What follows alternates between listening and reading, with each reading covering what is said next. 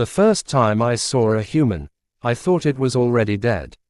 It was lying in the mud, half buried in the ruins of what used to be a forward command bunker. Smoke rolled low across the battlefield, thick with ash and the metallic tang of burned circuitry. Our scanners had gone blind hours ago, overwhelmed by electromagnetic interference and the sheer density of destruction. We were advancing on foot, something our kind had not done in centuries. I remember stepping over bodies, ours and theirs, trying not to look too closely at either. The war had been going on for 7 cycles, and by then we all believed the same thing. Humans were finished. They were supposed to be finished. Their colonies had burned. Their fleets had shattered. Their signals had gone silent across half the spiral arm. Everything about the data said they were broken. And yet, there it was. That human in the mud. I raised my weapon, because protocol demanded it. You do not assume an enemy is dead, not in close quarters. But something about it felt wrong. It was too still, too quiet, no signs of respiration, no neural readings, at least none our scanners could detect. I nudged it with the barrel of my rifle. Nothing. Behind me, Commander Virek signaled the squad forward. We had orders to sweep and clear. No survivors. No risks. Move, he hissed. I turned away, and that's when the human grabbed my leg. It wasn't fast. That's the thing most of the galaxy gets wrong about humans. They're not faster than us. Not stronger, not in raw metrics. They don't have the exoskeletal reinforcement of the car, or the neural acceleration of the Syrinx. But they do something worse. They refuse to stop. The human's hand clamped around my lower limb with a grip that shouldn't have been possible. Its skin was torn, its suit burned away, and one of its eyes, if that's what it was, hung uselessly from the side of its face. It shouldn't have been conscious. It shouldn't have been alive. But it was. I tried to pull free. It tightened its grip. Then it spoke. I didn't understand the words at first. My translator lagged, struggling to interpret the broken, blood-filled speech. But the tone didn't need translation. It was laughing. A wet, choking, shattered sound, but unmistakably laughter. Got you, it rasped. Then it pulled a detonator. I woke up 3 days later in a medical bay orbiting the outer line. They told me I was lucky. They said the human's explosive had been damaged, improvised, unstable. Most of the force had vented sideways into the ground. If it had been fully functional, I would have been vaporized along with half the platoon. Instead, I lost a limb and a portion of my hearing membranes. Lucky, that's what they called it. I didn't feel lucky. I kept hearing that sound, the laughter. Even in sedation, it echoed. Even when I tried to purge the memory, it lingered like a parasite. Because I realized something in that moment. We weren't fighting a species that wanted to win. We were fighting a species that refused to lose. That was the beginning of the frontline rotations. Command changed strategy after that battle. They stopped calling them mop-up operations. Stopped calling them remnants. They gave the human territories a new designation. Active resistance zones. We rotated in squads, then battalions, then entire war divisions. And every time we went in, we came back with fewer soldiers, and more stories. Always the stories. At first, Command dismissed them as stress artifacts, hallucinations, combat trauma, but after a while, the reports became too consistent to ignore. Humans didn't retreat the way other species did. They didn't follow predictive models. They didn't preserve resources in the way a rational combat force should. They burned everything, including themselves.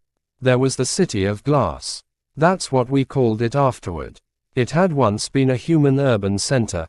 Dense, vertical, heavily shielded. Our bombardment had reduced it to a field of shattered crystalline structures, each one reflecting light like 1,000 knives. We expected no survivors. Our senses confirmed minimal life signs. So we sent in a standard recon unit. 40 soldiers. Only 3 came back. They said the humans had turned the city into a trap. Not a single, coordinated ambush, but thousands of micro-traps. Collapsing structures rigged to fall at specific vibrations. Reflective surfaces used to blind targeting systems. Heat signatures mimicked to draw fire into empty zones. But the worst part, the silence. No communication, no signals, no visible movement, just waiting. One of the survivors said he spent 6 hours moving through a single block, convinced he was alone. Then a human stepped out from a wall. Not from behind it, from inside it. They had hollowed out the structure, concealed themselves within the debris, motionless for hours, maybe days, waiting for a single opportunity. The recon unit never even saw most of them. Just flashes, just impacts, just screams cut short. When the survivor turned back, he realized something else. The humans hadn't pursued them. They had let 3 escape. Deliberately. That's how the stories spread. Not through broadcasts or propaganda, but through survivors. Broken, shaking survivors who couldn't stop talking about what they'd seen. Humans who fought after losing limbs. Humans who rigged their own bodies as weapons. Humans who would hold a position alone for days, long after support had vanished. And always, the laughter. I returned to the front after recovery. Not because I wanted to. Because I couldn't stay away. I needed to understand. I needed to see it again. Not as a victim, but as an observer. That's what I told myself. Truthfully, I think I wanted to prove they weren't what I feared they were. That they were still just another species. Another enemy. Something that could be measured, predicted, defeated. The next time I saw a human up close, it was in the tunnels. Underground networks beneath what used to be a supply hub. We had cornered them, or so we thought. The tunnels were narrow, dark, and unstable. Perfect conditions for close quarters engagement. Perfect conditions for us. Our vision adapts to low light. Our reflexes are optimized for confined combat. We should have had every advantage. We didn't. They cut the lights. Not ours. Theirs. Total darkness. Then the noise started. Not random noise. Controlled. Footsteps echoing from multiple directions. Metal scraping against stone. Whispers. Human voices. Bouncing through the tunnels, impossible to locate. Our formation broke almost immediately. We tried to regroup. Tried to establish a perimeter. But every time we thought we had a direction, something shifted. A sound behind us. A movement to the side. A flicker. Too fast to track. Then the first soldier disappeared. No scream. No shot. Just gone. We fired blindly. That's when we realized something else. They knew our weapons. Knew their charge cycles. Their heat signatures. They would wait for us to fire. Then move in the fraction of a second when our systems cooled. Too fast. Too precise. Too practiced. I remember feeling something then. Something I had never felt before in combat. Not fear. Not exactly. Something deeper. Something colder. The realization that the enemy understood us better than we understood them. We lost half the squad in those tunnels. The rest of us retreated. And as we pulled back, we heard it again. That sound, echoing through the darkness, closer than it should have been. Laughing. After that, command changed again. They stopped calling it a war. They called it containment. They stopped talking about victory. They started talking about survival. Because humans didn't just fight. They adapted. Faster than any species we had ever encountered. You could face them once, and think you understood them. Then face them again, and realize they had already learned everything about you. Everything. Your tactics, your timing, your weaknesses, even your fear. There was a report from the Northern Front. A unit had been ambushed in a frozen wasteland. Temperatures far below human tolerance. Atmosphere barely breathable. We assumed no human force could operate there effectively.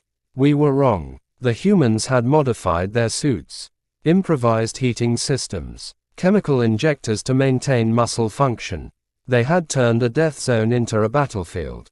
And they had done it faster than our analysts thought possible. But the most terrifying thing wasn't their adaptability. It was their persistence. You could destroy a human position, wipe out every life sign, reduce it to ash, and weeks later, they would be back. Not the same individuals, not the same units, but the same presence, the same determination, as if the loss meant nothing, as if death was just a delay. I started asking questions, dangerous questions, questions command didn't like. Why do they fight like this? What drives them? What do they think they're protecting? No one had a clear answer. Some said it was instinct. Some said it was cultural. Some said it was madness. I found my answer on the last mission. We were assigned to secure a communications relay. Small structure, minimal defenses, according to scans. We approached cautiously. Too cautiously, maybe, because for once, there was no resistance. The doors were open. The systems were intact. No traps, no signs of struggle, just silence. We moved inside, room by room, clear, clear, clear. Then we found the message. It wasn't for us, not really. It was a recording, looping, broadcasting on a frequency our systems had only just begun to decode. A human voice, calm, steady, tired. If you're hearing this, it means we're gone. We froze, every soldier in that room, listening. We didn't win here, we know that. A pause, a breath, we're not trying to. That didn't make sense. Why fight, then? Why resist? Why die? We're just making sure you understand something. Another pause, longer this time. You don't get to take this from us without paying for it. The voice cracked slightly, not with fear, with something else, something heavier. Every step you take, every world you touch, you'll remember we were here. I felt something shift inside me, something I couldn't name. You'll remember what it cost you. The recording ended. We stood there in silence. No orders, no movement, just the weight of those words settling into us. Then one of the soldiers noticed something. A device in the corner. Inactive, but wired. I recognized it instantly. An explosive. I don't know who moved first. I don't know who shouted. All I remember is the realization.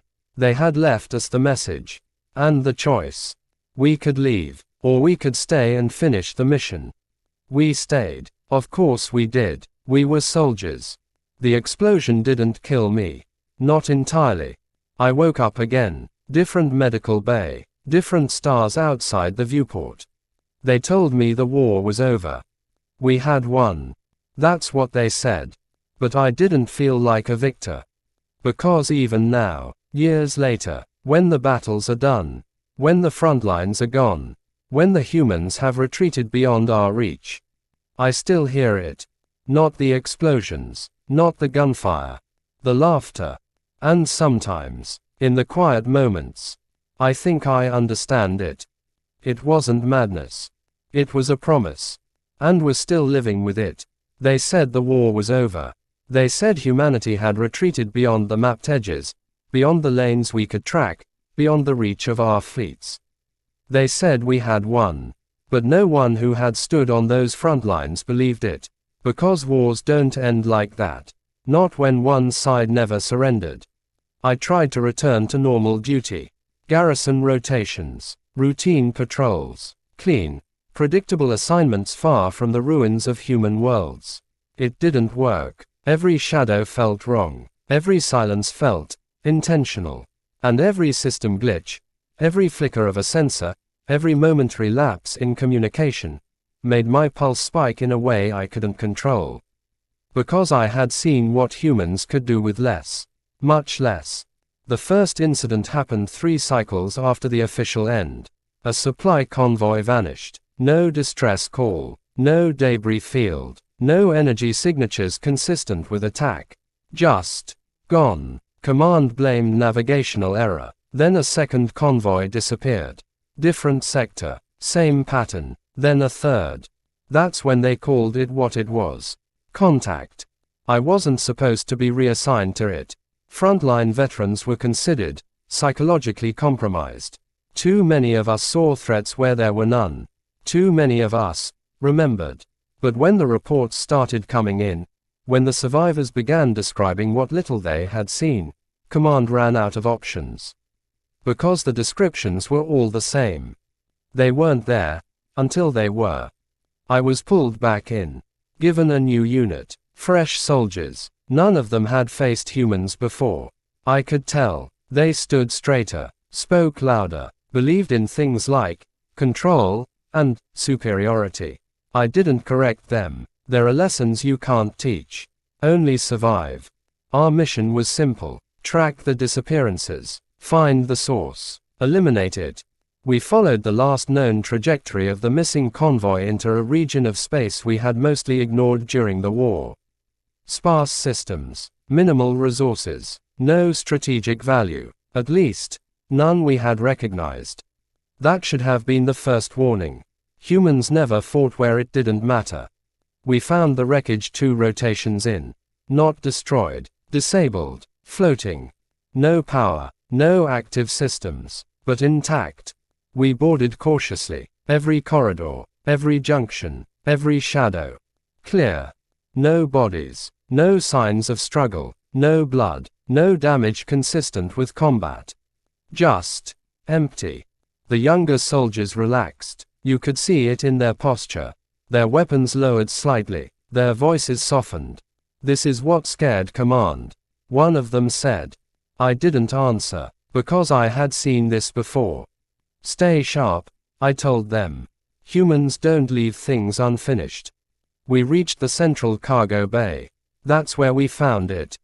A single crate, marked in human script, deliberately placed in the center of the room.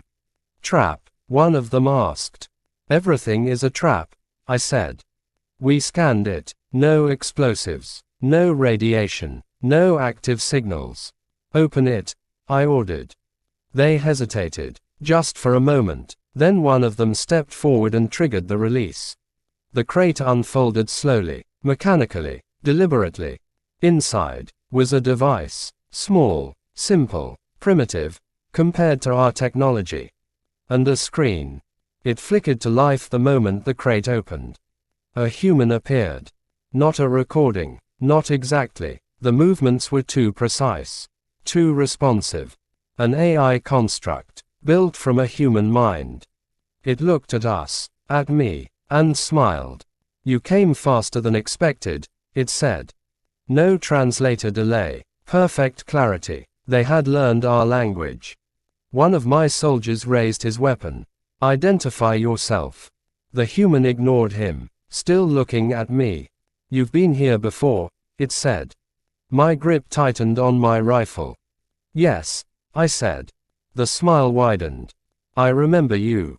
That was impossible. There were thousands of battles. Millions of encounters. No human could. You were at the bunker, it continued. The one with the mud. My breath stopped. You survived, it said softly. Good. One of the soldiers fired. A direct shot through the projection. It passed harmlessly through the image and struck the far wall. Pointless, the human said. This isn't where I am. Then where are you? I demanded. It tilted its head, almost curious. Everywhere you're not looking. The room went still. You've been chasing ghosts, it continued. Convoys, outposts, signals. A pause. We let you find them. Cold spread through my core. Why? I asked. The human's expression didn't change. Because you needed to understand. Understand what? That the war didn't end. A murmur rippled through the squad. I silenced them with a gesture. You lost, I said. You retreated. The human laughed. Not the broken, dying laughter from the battlefield. Not the desperate sound of someone on the edge. This was different. Calm, certain. We relocated, it said. That's not winning. No, it agreed. It's surviving. The word hit harder than it should have. You think this is over? It asked. I didn't answer. You think Frontlines are places? It stepped closer, though the projection didn't actually move. It just felt closer. Frontlines are decisions, it said. They're moments. Another step. They're wherever one side decides the other doesn't get to take something. The lights flickered. You took our worlds. The temperature dropped. You burned our cities. The air felt heavier. So we changed the battlefield. A signal spiked across my senses. Every system in my suit screamed at once. Where? I demanded. The human's eyes locked onto mine. Here. The crate behind it clicked. I moved first. Out, I roared. We didn't wait, didn't question, didn't hesitate.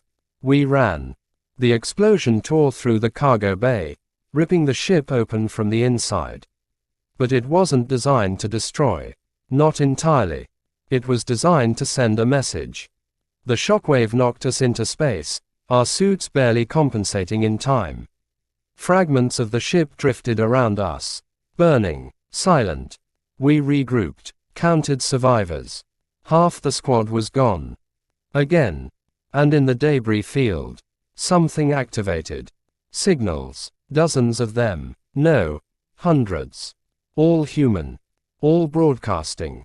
Screens flickered to life across our visors. Different faces, different voices, different locations. All saying the same thing. You found one. A pause.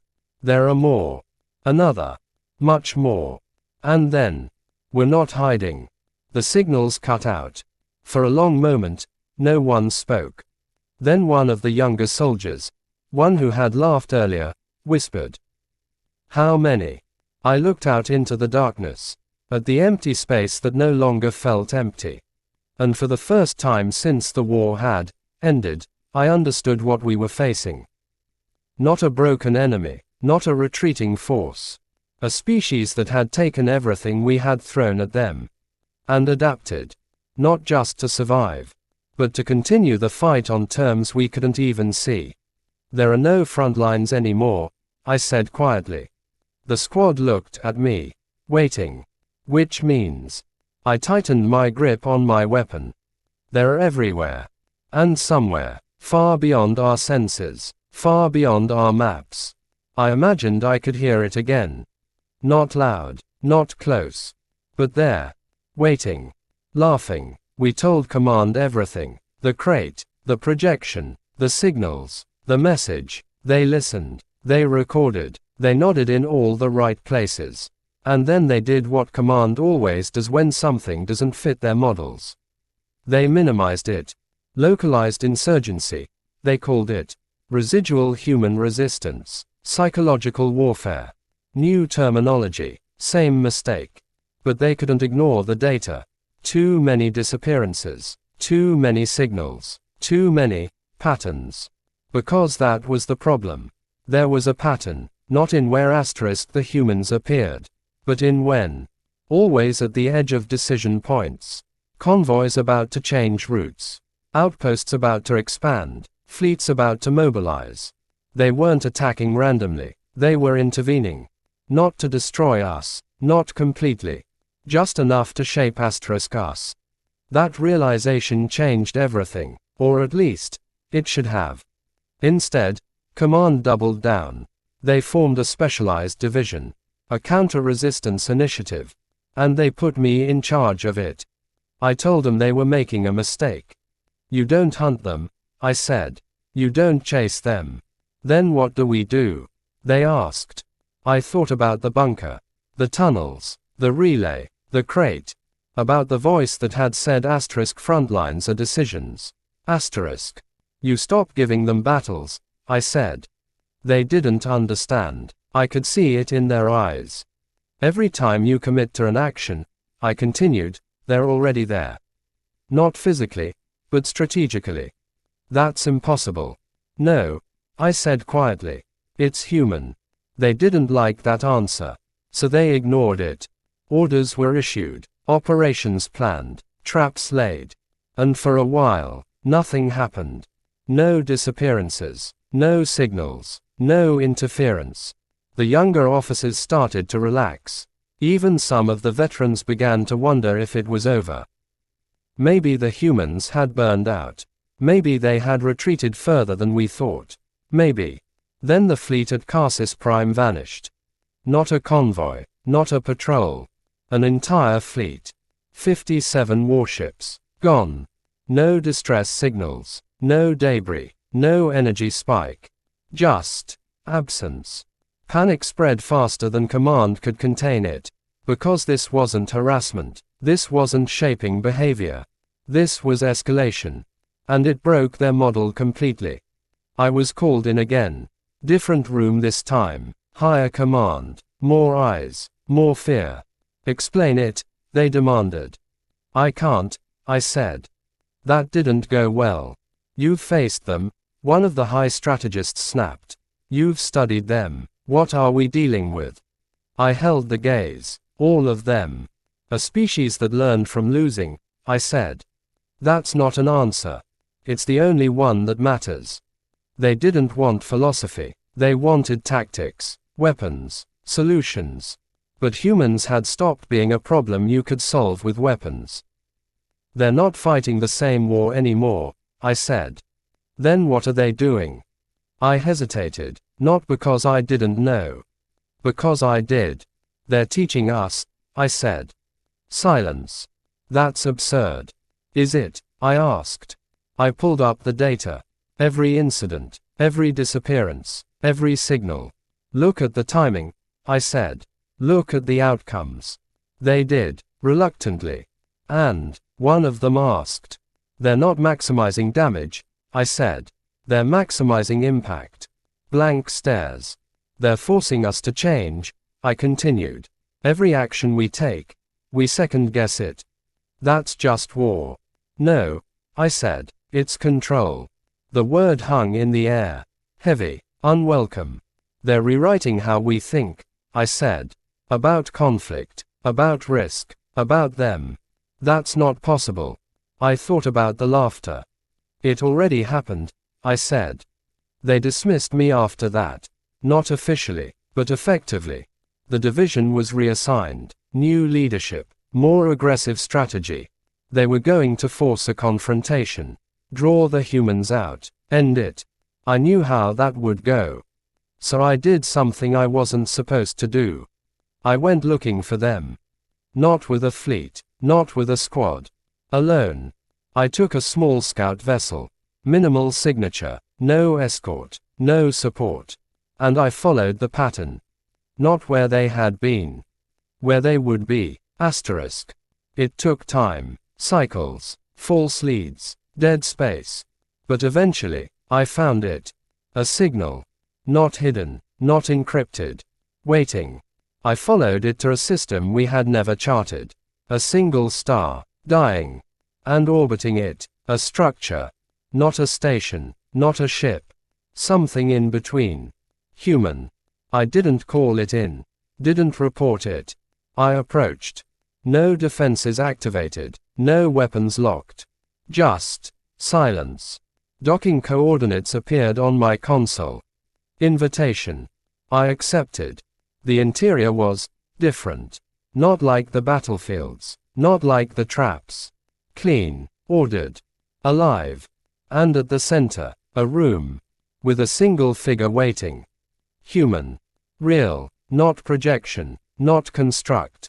They looked older than I expected. Worn, but steady. You came, they said. Their voice matched the one from the relay. You wanted me to, I replied. A faint smile. Yes. I kept my weapon lowered. Not out of trust. Because I knew it wouldn't matter. Why? I asked. They gestured to the room. Walk with me. I didn't move. Answer the question. They studied me for a moment. Because you were ready to listen. That answer unsettled me more than any threat. I'm not here to listen, I said. No, they agreed. You're here because you already have. I said nothing. They turned and began walking. After a moment, I followed. The walls shifted as we moved. Displays, data, systems I didn't recognize. You think we're attacking you, they said. You are. No, they said calmly. We're interacting with you. That fleet at Cassis Prime. I snapped. 57 ships don't just disappear as an interaction. They stopped, turned to face me. They didn't disappear, they said. My core went cold. What did you do? We removed them, they said. That's the same thing. No, they said. It's not. A gesture. The wall lit up. Coordinates. A location far beyond our mapped space. Look, they said. I did. And my breath stopped. The fleet. Intact. Adrift, but operational. No damage. No casualties. Why? I whispered. They held my gaze. Because destroying them would have been easy. I didn't understand. So why not? Because you wouldn't have learned anything. Quote. The room felt smaller. Learned what? They stepped closer. That this isn't about winning anymore. Then what is it about? Their expression didn't change. Making sure you never do this to anyone again. The weight of it hit harder than any weapon. You think you can control us? I said. No, they replied. We think we can change you. That's arrogance. It's survival. I laughed, a short, bitter sound. You lost everything. Their eyes didn't waver. Yes, they said. Your worlds, your people. Yes. And you think this, I gestured around us, is winning. They were quiet for a moment. Then, no, they said softly. But it's enough. Silence stretched between us. Finally, I asked the question that had been with me since the beginning. The laughter, I said. They tilted their heads slightly. What about it? Why? I asked. For the first time, they looked tired. Because, they said, if we didn't laugh. A pause. We'd stop. I didn't have an answer for that. We stood there, two survivors of a war that hadn't really ended. What happens now? I asked. They stepped back. Now, they said. A faint smile returned. Now you decide. The room dimmed. Frontlines are decisions, they reminded me. The words echoed. From the tunnels, from the relay, from the crate. You can keep fighting, they said. A flicker of distant stars filled the walls. Or you can stop. And if we don't? I asked. Their eyes met mine. Then we'll be there, they said. No threat, no anger. Just certainty. I left that place with more questions than answers. But one truth I couldn't escape. They hadn't just survived the war. They had evolved beyond it. And now, the next move wasn't theirs. It was ours.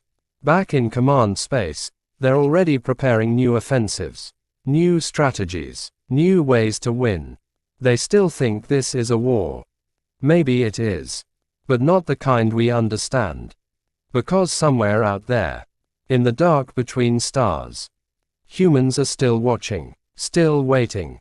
Not for the right moment to strike, but for the moment we finally understand. And sometimes, when everything goes quiet, I hear it again. Not mocking, not broken. Just there. A reminder that the front lines never disappeared. They just moved. Inside us.